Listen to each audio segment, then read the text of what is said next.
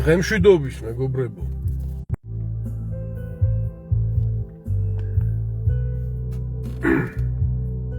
ერთმა დაგლოცოთ, ერთმა გაკურთხოთ, შეგეციოთ დღევანდელი დღის წმინდანები, ყველა ქართველს, ყველა ქრისტიანს, ყველა გულანთებულ პატრიოტს, ვისაც ღმერთი გიყვართ, ვისაც სამშობლო გიყვართ.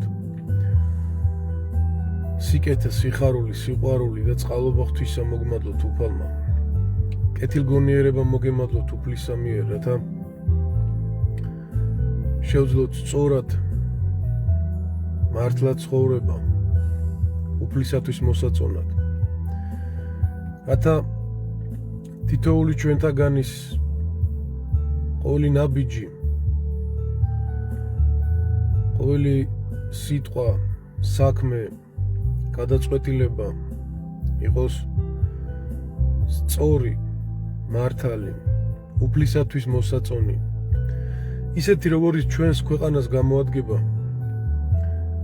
და სამშვიდობოს გამოგვიყვანს.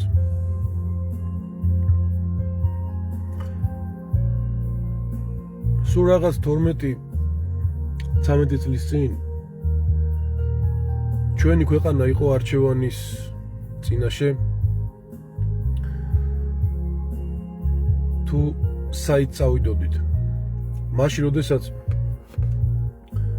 ავადსახსენებელი, ეგრეთ წოდებული ნაციონალური მოძრაობა მართავდა ქვეყანას და მრავალი ადამიანი იქნა რეპრესირებული, ჩახოცილი ციხეებში, თუ ომში იქნა მრავალი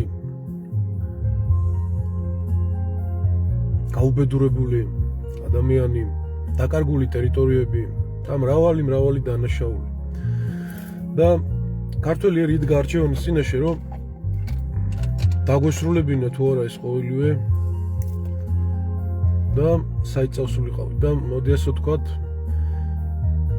მაშინ სხვა არჩევანი არც იყო და ყველამ ერთად მიიღო მართლა სწორი გადაწყვეტილება, იმიტომ რომ ყველამ ერთად უთხრა უარი, ესე ვფიქრობდით, ესე ფიქრობდა ყველა, მეც მათ შორის, რომ უნდა დასრულებულიყო და დიახ, უნდა დასრულებულიყო ის რეჟიმი, ის მდგომარეობა, ის რეპრესიები, რასაც შვრებოდნენ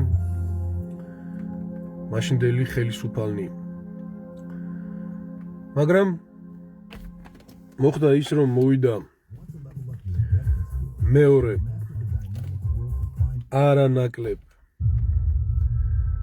არანაკლებ საშიში, არანაკლებ დიდი ტერი ჩვენი ქვეყნისა, რომელიც არის დღევანდელი ხელისუფლება, ნაციონალური ოცნება.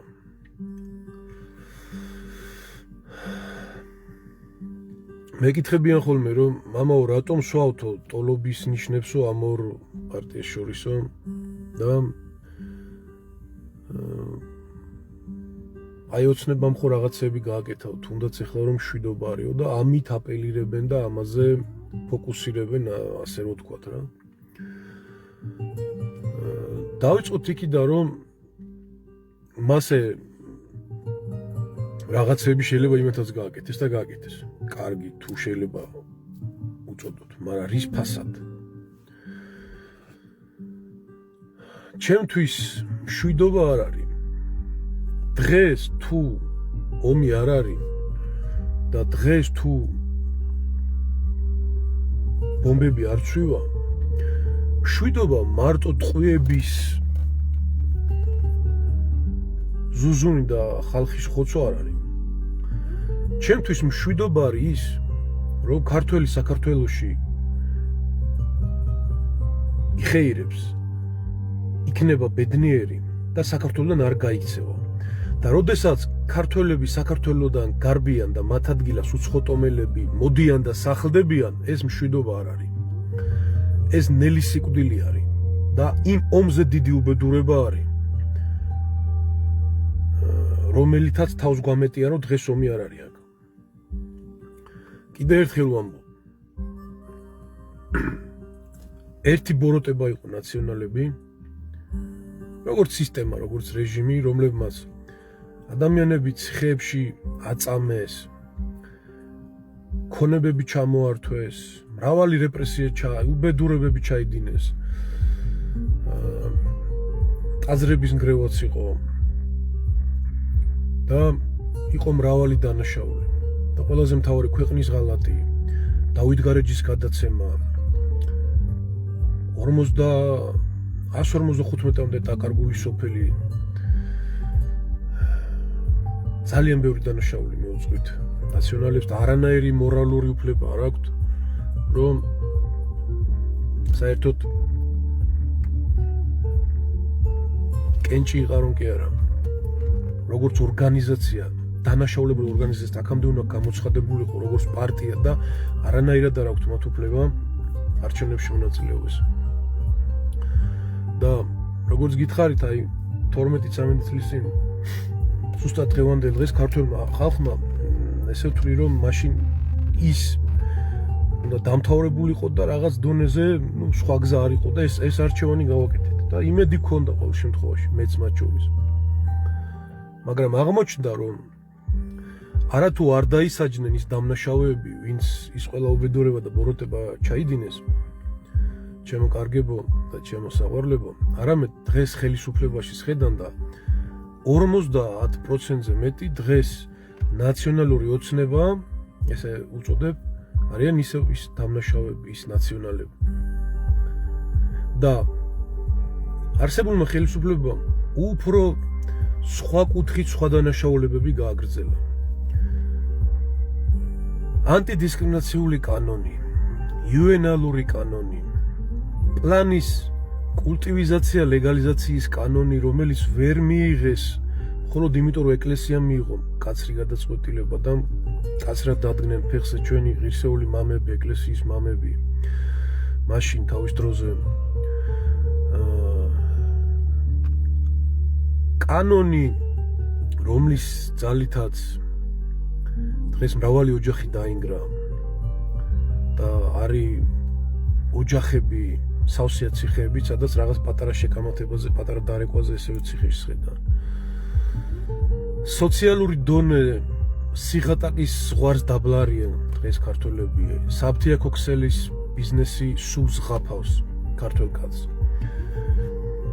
ნარკომაფიაზე ხო აღარ ვლაპარაკობ, ეხლა გამოჩნდა თურმე, რომ მთელი ამდენი წელი ხალხი ნარკოტიკებში იხჩობოდა, ახალგაზრდობა მოგვისპეს ნარკოტიკებით, ტოტალიზატორებით ქართველი კაცი სულ ზღაფავს.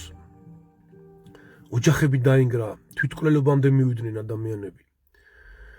და ყველაზე დიდ დანაშაულად მე რასაც ჩაუთვლი არსებულ ხელისუფლებას არის მომავალი თაობის გარყნა, ტვინის გამოცვლა, ლიბერალური განათლების სისტემა. აი რატო არ უნდა მისცეთ ხარი არც ნაცებს და არც კოცებს და საერთო ჯამში ნაციონალურ ოცნებას. დღეს რო იქ დგანან ბავშვები და რომლითაც ოცნება გაშინებთ, ასე რომ ვთქვათ, ის ბავშვები, ჩემო კარგებო, უმეტესი მე ყველა მიყვარს, ისინიც მიყვარან, ის ოცნების წევრებიც, ნაციონალებიც და ყველა აბსოლუტურად, იმიტომ რომ ჩემი ერი ხართ, ჩემი სისხლი და ხორცი და ქართველები ვართ და ერთმანეთი კი არ გვეჯავრებათ, კი ანუ გვეჯავრებოდეს კაცო. მე ვაკრიტიკებ ერთსაც, მეორესაც და განსაკუთრებით ყველაზე ნაკლებად ვაკრიტიკებ მაგ ბავშვებს. იმიტომ რომ მაგათ არიციან რა საკითხი. იმიტომ რომ ეგენი ჩვეულებრივ დაუმახინჯეს მაგათ გონება, აზროვნება. იმიტომ რომ მთელი ამდენი ხანი ასწავლიდნენ და ზდიდნენ რომ ღირსებით ევროპაში უნდა წავსულიყავით. და მაგათ მეტი არაფერი არ იციან. და დღეს გვეუბნები რომ თურმე მთავარი საფრთხე ეგენი ყოფილა. და ვაიმე, ჩვენ აგვირჩიეთ, თორე ნაცები მოდიანო. ეს ბავშვები არიან ჩვენი ქვეყნის მომავალი. პატარები ვინც არიან და ვინც ესე აი ამ ყველაფერში არიან ჩართულები, ხო? და ყველაზე ნაკლებად დამნაშავეები ეგენი არიან მათ. ყველაზე ნაკლებად. იმიტომ რომ თავისუფლების სულით აღტკინებული, სიყვარულით, სამშობლოს სიყვარულით აღტკინებული ხალხია, რომლებსაც გონება და სული დაუმახინჯა ზუსტად ნაციონალურმა ოცნებამ და მთავარი დამნაშავეები სწორედ ესენი არიან.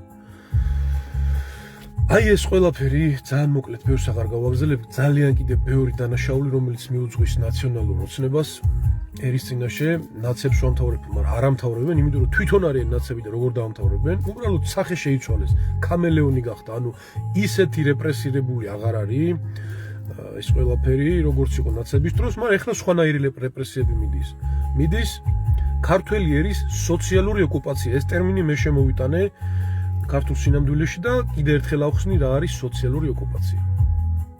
სოციალური ოკუპაცია არის ის, რომ ქართველ ერს სოციალურად შეუქმენით ისეთი პირობები თქვე შადიმანებო თქვენა, რომ ქართველი კაცი იძულებული გახდა, რომ ქვეყნიდან გავიდა. ასობით და ათასობით ადამიანი ქვეყნიდან გავიდა და მათ ადგილას უცხოტომელები დასახლდნენ და სახლდებიან. და თქვენ ამას მშვიდობას ეძახით? ეს არ არის მშვიდობა. ეს ომია, ომი უსისხლოდ, თუ სისხლით. ეს არის სოციალური ოკუპაცია, რომელიც ქართველ ერს მოუწყო ნაციონალურმა ოცნებამ. აი ეს არის ომი და ტყუილად ნუიძახით რომ მშვიდობაო, ეს არ არის მშვიდობა. აი ის რაც მოხდება უახლოეს მომავალში, ხო? კიდე. და მოხდება ის, რომ ათასობით რო შემოასახლეთ პაკისტანელი, ინდოელი, არაბი თუ ჩინელი. ეს დანაშაულია, ეს ღალატია ქვეყნის წინაშე. და ამაზე უნდა გითხრათ, ამას რო გეუბნებით, მე კი არ მეჯავრებით, კაცო, არავინ არ მეჯავრებ. მე მინდა რომ ჩემი ქვეყნის მომავალი ნათელი იყოს, ჩემი შვილები გაიზარდნენ საქართველოს, სადაც უმრავლესობაში ქართველები იქნებიან და არა პაკისტანელები და ინდოელები. და როცა ამას გეუბნებით და რატო გვეჩხუბებია? და ოცნების მხარდამჭერებს მოგვართავთ კიდე ახლა განსაკუთრებით რა. რავი, კარგსო ვერ ხედავთო, აი რამდენი რაღაც ჩამოგითვალეთ და თუ კი კაი არის მან რამე, მითხარით და მოგისმენთ კარგი რა არის. დიდი სიამოვნებით მოგისმენთ კარგი რა არის, რა ჩამოთვალე მაკედან. და ერთს გეტყვით კიდე, აი მთავარი დამნაშავეები იმ ყველა უბედურებაში რაც ქვეყანაში ხდება, არ არის არც ბატონი ბიძინა და არც ის ხელისუფალი, დანარჩენი ოცნების ხელისუფლები არ არიან დამნაშავეები. მათ გამოაცხადდეს, რომ მათი მიზანი, მათი რავი, ამოცანა არის ეს, რასაც იძახიან ბიძინა გამოდა პირდაპირ თქვა, რომ ზოგი საქართველოში იქნება, ზოგი უცხოეთშიო წავიდნენ და იმუშავენ ფულს იქიშოვიანო, კაცო. ანუ ტყუილების კასკადი რო არის და ტყუილზე აგებული რო არის ეს მათი PR კამპანია ხო გასაგები არის.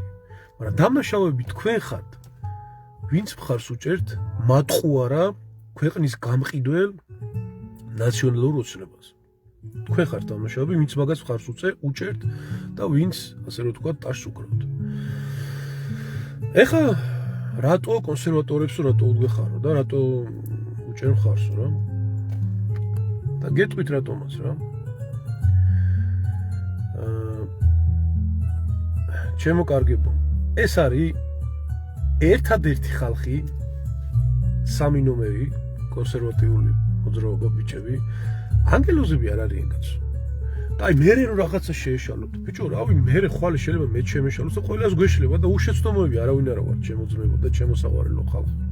ყველას რაღაცა გვეშლება და ისინი იმათაც შეეშლებათ, მანდ ორი აზრი არის, მაგრამ დღევანდელ არსებულ მოცემულ რეალობაში ერთადერთი ხალხია, ჯერ დავიწყოთ იქიდან რომ ხელისუფლებაში არასოდეს არ ყოფილა, არ არიან არსად გათხრილები და ვერაფერს ვერ დააბრალებთ, ვერც სამშობლოს გაყიდვას, ვერც რაღაცა, აი ვერაფერს საერთოდ რაშიც ჩამოთვალე გათხრილები არიან თავიდან ბოლომდე ყურებამდე ნაცებით და კოცებით. და მეორე კიდე, დღეს თუ არის კონსერვატიული დღის წესრიგი სკენ სწრაფვა, სწორედ ამათი დამსახურება არის. დღეს თუ არის მშვიდობა და აქ თუ ბომბები არ ცვივა და ღვთის რისხვა არ არის ჩვენს თავზე, ოცნების დამსახურება კი არა, ჯერ ერთი არ არის მშვიდობა ეს ჩემთვის, იმიტომ რომ ომი იქნება მალე თუ ესე გაგრძელდა, როცა ქართველი კაცი მიწას ყიდდის წინაპართა სისხლით მორწყულ მიწას. მაგრამ რაც არის, ესეც კონსერვატორების დამსახურებაა და იმ ღირსეული ხალხისა, ვინაც გამოვიდა კერპების წინააღმდეგ, როდესაც ლისის ტბაზე კერპი აგვიმართეს და ოცნებამ ამაზე მწვანე შუქი აუნდო. როდესაც ოცნების ხელისუფლებამ LGBT პრაიდის ჩატარების უფლება მისცა. მაშინაც კონსერვატორები გამოვიდნენ და გამოვედით ვინც ვიყავით ამ ყველაფრის წინააღმდეგ. ყველა უღირსება და უღმერთობა რაც ხდება ყველაფრის წინააღმდეგ გამოდიან კონსერვატორები. აი ამიტომ კონსერვატორები. მერთმა დაგლოცოთ, მერთმა გაკურთხოთ, დავლოცავ კონსერვატიულ პარტიას და მის წევრ ყველა მებრძოლ ღირსეულ ქართველს და ყველა იმ ქართველს, ვინც აი ამათ დაუჭერს ხარს ზუსტად და არ გაიყიდება 200 ლარზე და რაღაც სამსახურის გამო თუ რაღაცის გამო არ დადგება გინდა ერთ და გინდა მეორე ნაციონალური ქვეყნის დამაქცევარი ნაციონალური ოცნების მხარეს. მოგმართოთ კიდე მასწავლებლებს რა, ვიცი რომ გაშინებენ და ხელისუფლებაში მყოფ ყველა სტრუქტურას რა, მაგრამ გულისიღრმეში მჯერა და მწამს რომ არ შეგეშინდებათ და მინდა ესე მჯეროდეთ და დადგებით სიმართლის ხარეს. და იმ ტყუილების მე მწხვენია თქვენ მაგივრად მართლა გეუბნები, აღარ დაიჯერებთ მაგ ტყუილებს და გამოხვალთ მაგ ზღაპრიდან რა და მაგ ზღაპრის გმირები აღარ იქნებით რა. მეფე შიშველია. ჰანს ქრისტიან ანდერსენის ეს ზღაპარი წაიკითხეთ რა ხალხო.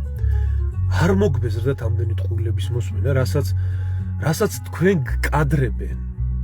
მე გეუბნებით რომ 2012-ში, აი 1 ოქტომბერს მეც დაუჭირო ხარი ეგრეთ წოდებულ ნაციონალურ ქართულ ოცნებას. მაგრამ მივხვდი რომ უარესი ჯადო მოვიდა. და დღეს არსებული რეალობა რაც არის, დღეს უნდა გავაკეთოთ სწორი არჩევანი და დავდგეთ სიმართლის ხარეს.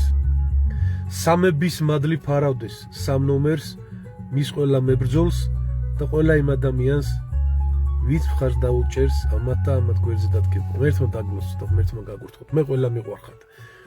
ის ნაცებით, ის კოცებით, ყველანი აბსოლუტურად.